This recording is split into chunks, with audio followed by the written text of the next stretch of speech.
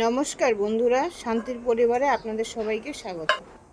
আজ বানাচ্ছি নিরামিষ কুমড়ো ডাঁটা চচ্চড়ি। সব কেটে কুটে তৈরি করে নিয়েছি। গরম তেলে দিয়ে দিলাম 5 ফোড়ন এবং শুকনো লঙ্কা।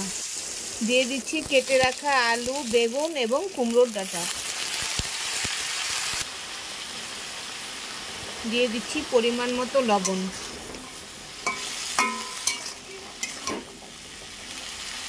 দিয়ে দিলাম টমেটো।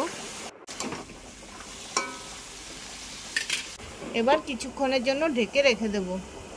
এদিকে সর্ষে এবং আদা বেটে নিয়েছি। ঢাকনা তুলে নিচ্ছি।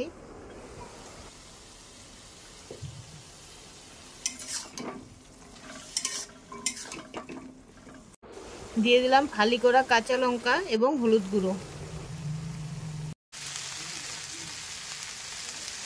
এবার দিয়ে দিচ্ছি বেটে রাখা সর্ষে। সব কিছু ভালো করে মিশিয়ে নেব। সামান্য পরিমাণ চিনি দিচ্ছি, এতে স্বাদও হয় এবং কালারটাও সুন্দর আসে। জল প্রায় শুকিয়ে গেছে, আর কিছুক্ষণ রেখে নামিয়ে নেব। হয়ে গেছে নিরামিষ কুমড়ো ডাঁটা চচ্চড়ি। আজ আসি, আবার দেখা হবে।